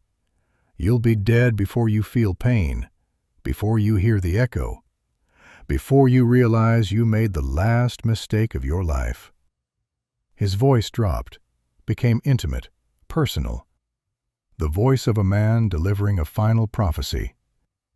"Your men might get me after, probably will, but you won't see it." Langford's hand moved toward his gun, stopped, moved again. "Boss?" One of the men to Langford's left spoke up. Jesse Ballard, stepping forward slightly. "Boss, maybe we should—" "Shut up," Langford snarled. His pride was wounded. His rage was controlling him now, the way rage always controls men who've never learned to master it. He went for his gun. Silas drew. And what happened next would be talked about in Montana territory for the next 40 years, would become legend, would be exaggerated and mythologized until the truth and the story were so intertwined that nobody could separate them anymore. But the men who were there, the ones who survived, they knew the truth. And the truth was terrible in its precision. 0 seconds. Langford's hand closed on his gun. Behind him, 25 other hands did the same in a wave of synchronized violence. Silas's hands moved, twin Colts clearing leather, rising, hammers cocking, 2 metallic clicks that sounded like death knocking, barrels leveling, all in one fluid motion that seemed to take no time at all, and all the time in the world simultaneously. 0.8 seconds. Draw complete. Right Colt tracking Langford. Left Colt tracking Pike Rourke, who'd positioned himself to Langford's left, his shoulder bandaged from where Silas had shot him 4 weeks ago. But he'd learned to draw with his left hand now. Hate had made him ambidextrous. Silas's hands were steady, rock steady, carved from stone. 40 years of muscle memory taking over, writing violence into motion. 0.9 seconds. Right Colt fired. The muzzle flash lit up the darkening street like lightning. The sound was enormous, overwhelming, a physical force that hit eardrums like fists. Langford's gun was clearing his holster, halfway raised, finger finding the trigger. Almost there. Almost. The .45 slug left Silas's barrel at 850 feet per second, 35 feet of travel. It took the bullet .041 seconds to cross that distance. The 230-grain lead bullet entered Victor Langford's right eye socket, destroyed the orbital bone, tore through the eye itself, a globe of fluid and tissue that offered no resistance, punched into brain tissue. The hydrostatic shock scrambled his frontal lobe, his motor cortex, every neuron that made Victor Langford a thinking, breathing, hating human being. The bullet exited the back of his skull, taking a fist-sized chunk of occipital bone and brain matter with it. Victor Langford was dead before his gun finished clearing leather, before his finger could pull the trigger, before the thought, "I'm dying," could form in his rapidly fragmenting consciousness. He fell backwards, his fingers spasmed on the trigger in death. The gun fired into the dirt. Then he hit the ground, and Victor Langford, ex-Confederate captain, murderer, would-be land baron, brother seeking 21 years of vengeance, ceased to exist. 1.2 seconds. Left Colt fired. Pike Rourke was drawing with his left hand, slower than he would have been with his right, but still fast enough to be dangerous. Silas's bullet hit Pike's right hand, the injured one, already bandaged. Destroyed metacarpals that were still healing, shattered bone into fragments. The hand exploded in a spray of blood and bandage material. Pike screamed. 1.7 seconds. Silas fired again. Same target. This bullet entered Pike's throat, severed the carotid artery, tore through the trachea, exited the back of his neck, carrying vertebral fragments. Pike went down, clutching his neck, trying to stop arterial spray that couldn't be stopped, drowning in his own blood. Dead in seconds, but conscious long enough to know it, to feel the darkness coming. 2.0 seconds. Silas dropped to his left knee, made himself a smaller target, presenting less mass for incoming fire.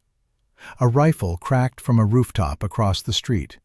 The bullet passed through the space where Silas's head had been 1 second earlier. Grazed his left shoulder instead, a hot line of pain, flesh torn, but superficial. Painful but not lethal. Blood ran down his arm. He ignored it. 2.4 seconds. Silas's right Colt tracked upward, found the rooftop shooter, a Montana rifleman lying prone behind a false front, already working the lever to chamber another round. Fired. The bullet hit the rifleman in the neck, severed his spine between C3 and C4. Instant paralysis. Everything below the neck stopped working. He fell from the roof, his rifle clattering after him, his body already dead, but his brain not knowing it yet. Hit the street with a wet thud. 3.1 seconds. The men on Langford's left flank opened fire. 5 guns, simultaneous, panic fire, adrenaline and fear destroying aim. Bullets tore through the air. One shattered the window behind Silas. Another punched through the porch railing, sending splinters flying. A third hit the doorframe inches from his head. One found flesh. It hit Silas's right thigh, tore through the quadriceps muscle, missed the bone by an inch, missed the femoral artery by less. White-hot pain. Silas grunted. didn't fall, didn't even shift his weight significantly. 40 years of being shot at teaches a man to ignore pain until the job is done, until everyone who needs killing is dead, or everyone who can run is running. 3.6 seconds. Silas rolled right, behind the water trough on the porch. Heavy timber, bullet-resistant. Not bulletproof, but good enough for the next few seconds. Return fire from above. Webb's Winchester cracked 3 times in rapid succession. Trained fire, aimed fire, the kind that came from a man who'd done this before and knew how to make each bullet count. One of the left flank shooters went down, gut-shot, screaming, clutching his abdomen where intestines were trying to push through the hole Webb's bullet had made. 4.2 seconds. A young gunfighter charged. Couldn't have been more than 23. All courage and no sense. The kind of young man who thought speed and aggression could overcome experience and positioning. He fired as he came. 2 shots, both wild. Adrenaline and movement destroying any hope of accuracy. Silas rose from behind the trough. Right Colt tracking, leading the target. Accounting for the charger's movement, his speed, the angle of approach. Fired, center mass. The bullet entered the young man's chest 3 inches below the sternum, tore through the diaphragm, exploded his heart, literally exploded it, the hydrostatic shock rupturing the organ like a balloon. He was dead before he took his next step, but momentum carried him forward 2 more paces before his legs remembered they were attached to a corpse. He fell face first into the dirt. 5.0 seconds. The second rooftop rifleman fired. A Montana sharpshooter who'd killed elk at 300 yards and thought men would be easier targets. The bullet hit Silas's right thigh again, 6 inches below the first wound. This time it hit bone, shattered the femur. Silas's leg buckled. He went down hard on one knee, grimaced. Blood was running down his leg now, filling his boot, pooling on the porch. The pain was extraordinary, overwhelming, the kind that made men black out or scream. Silas did neither, but his hands were steady. 5.5 seconds. Jesse Ballard emerged from the alley to the right. His gun was in his hand, but it wasn't pointed at Silas. It was pointed at the rooftop sharpshooter. Jesse fired 3 times, fast and accurate. The kind of shooting that spoke of natural talent honed by hard practice. The sharpshooter jerked, took all 3 bullets in the torso, fell, tumbled from the roof, and hit the street with a sound like a sack of wet grain dropping from a height. Jesse's voice carried across the chaos. "Anybody else want to die tonight? Because I'm just getting started." 5.8 to 7.2 seconds. The remaining men, 17 now, minus the 5 dead and 3 wounded, panicked. Training broke. Discipline shattered. They fired wildly, desperately, bullets flying everywhere and hitting nothing that mattered. Silas, kneeling in spreading blood, his right leg useless, was methodical. Left Colt. Found a target. Man raising rifle. Squeezed trigger. Man went down clutching his chest. Rifle unfired. Right Colt. Found a target. Man ducking for cover. Led him. Squeezed trigger. Bullet caught him in the shoulder as he dove. Non-lethal. Mercy, even now. Left Colt. Right Colt. Alternating. Precise. Every shot accounted for. Every bullet finding flesh or forcing men to abandon positions or making them realize that staying meant dying. Webb's Winchester kept barking from above. Controlled 3-round bursts. Cavalry tactics. Suppressive fire. Making them keep their heads down. making them think twice before exposing themselves, making them understand that this wasn't going to be easy, wasn't going to be quick, wasn't going to end the way Langford had promised. 7.8 seconds. Jesse Ballard's voice cut through the gunfire like a blade. "Drop your guns, now, or I start killing." He wasn't aiming at Silas anymore. He was aiming at his former companions, the men he'd ridden with, worked with, killed with, the men who'd chosen money over honor, violence over conscience. "Jesse, you traitor son of a—" one of them started, raising his gun toward the young man. Jesse shot him, in the leg, shattered the femur. Non-lethal, but agonizing, the kind of wound that would cripple a man for life, even if he survived the blood loss. "Next one dies. I'm not asking again." 8.4 seconds. Guns hit the dirt. 1, 2, 5, 8, 10. The remaining men, 9 of them, still standing, still breathing, still trying to process what had just happened, raised their hands, slowly, carefully. The universal gesture of surrender. The shooting stopped. Silence fell like a curtain, absolute, total, broken only by the moans of the wounded, and the ringing in everyone's ears, and the ragged breathing of men who'd just learned that legends weren't always exaggerations. Silas stayed on his knee, both Colts still raised, still aimed, still ready. Blood was pooling around him now, soaking into the wood of the porch, dripping through the cracks. He was going into shock, could feel it, the cold spreading from his core, the tunnel vision starting, the way sounds were getting distant. But his hands were steady. Count. 5 dead. Langford, Pike, 2 riflemen, the young charger. 3 wounded seriously, gut shot, leg shot, shoulder shot. 1 more with minor wounds.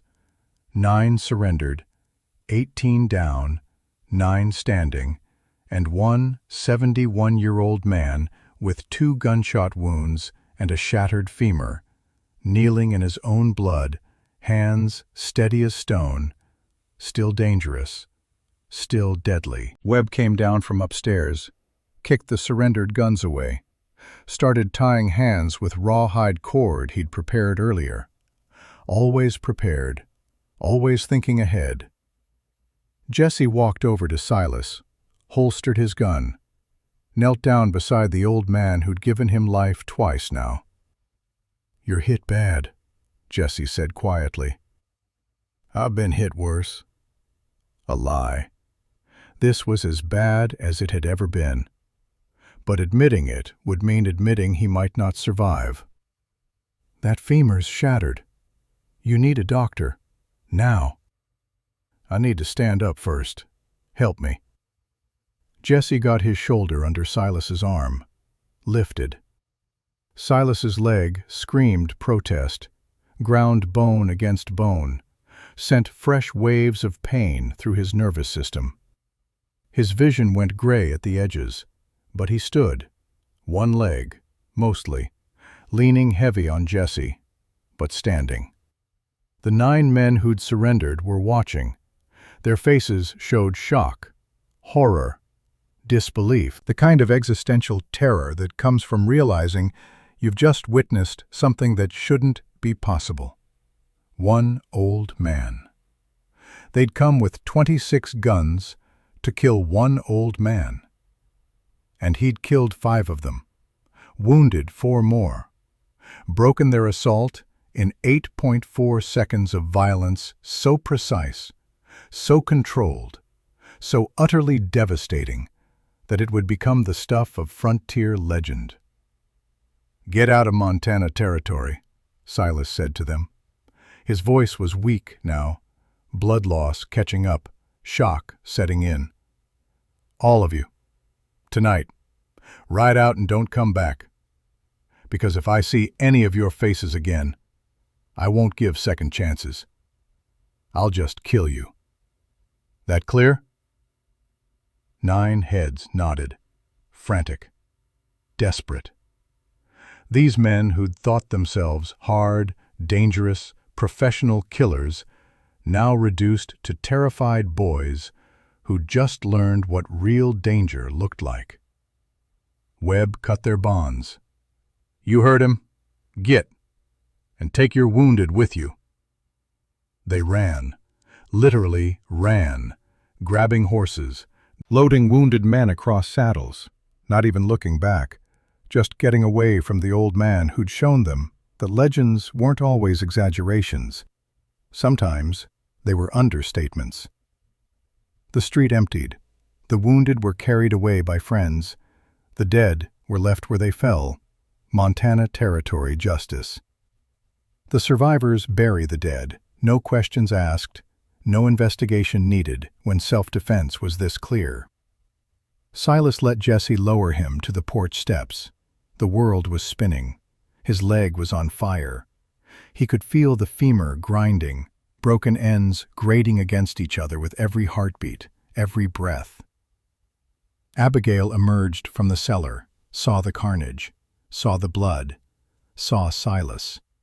She ran to him, pressed cloth against the wounds.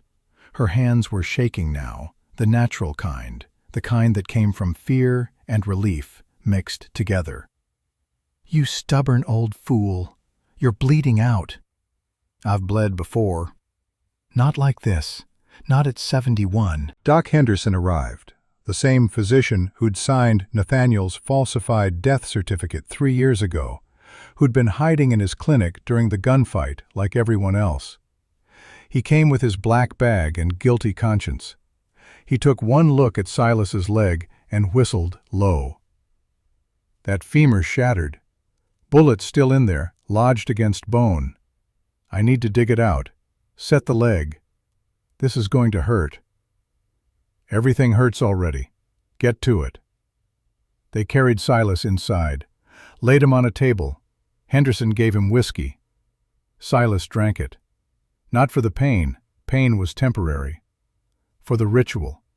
For the familiar burn of alcohol that meant he was still alive, still breathing, still here. Henderson worked, cut, probed with metal instruments that scraped bone, found the bullet, a misshapen lump of lead, pulled it free, set the broken femur as best he could. It would never be straight again. Splinted the leg, stitched the wounds. Silas didn't scream. Didn't make a sound except for the occasional grunt when Henderson hit bone. 40 years of being shot had taught him that pain was temporary. Death was permanent. As long as you could feel pain, you were winning. "You'll live," Henderson said finally, washing blood from his hands. "But you'll never walk right again. That femur's going to heal crooked. You'll have a limp for the rest of your life. Might need a cane." "How long's the rest of my life?" Henderson shrugged. "At your age, with these injuries, could be a year, could be 10. Your heart's strong. Your body's tougher than it has any right to be. But you've taken a beating tonight. Can't promise anything." Silas nodded, closed his eyes. "Wake me when it's over." "It is over." "No, the pain. Wake me when the pain's over." But the pain never really ended. It just became part of him. Background noise. The price of standing when sitting would have been easier. The cost of choosing violence when walking away would have been safer. The price of being Silas Thornton. 4 weeks passed. Silas recovered slowly, the way old men recover, barely. The leg healed crooked, just like Henderson had predicted. He walked with a cane now, a sturdy oak staff that Webb had carved for him. Limped worse than before. The old man act he'd been playing became real. The facade became truth. But he was alive. Jesse Ballard left on the third day. Before he went, he came to see Silas one final time. "I'm heading to San Francisco," Jesse said. "Going to try that carpenter thing you suggested 15 years ago. Better late than never, right?" "You saved my life," Silas said from his bed. "In that street, you turned on your own crew. That took courage. You gave me mine, twice. Once in Tucson when I was 14, once here when you needed help. Figure we're even now." "More than even. You chose right when choosing wrong would have been easier. That's not even." "That's better." Jesse smiled. It was a real smile now, not the bitter one he'd worn before. Young, hopeful, the smile of a man who'd been given a second chance and actually planned to use it this time. "Be better than your father. That's all you ever asked. Took me 15 years, but I'm finally going to try. You'll succeed. I know you will." Jesse touched his hat brim in respect. "Goodbye, Mr. Thornton. Thanks for not killing me, either time." He left. Silas never saw him again. But years later, 6, 7, 8 years later, he'd hear stories about a carpenter in San Francisco who built homes for poor families, who taught young men trades, who'd once been a gun but chose hammer and nails instead, who married a schoolteacher and had 3 children and taught them that second chances were real.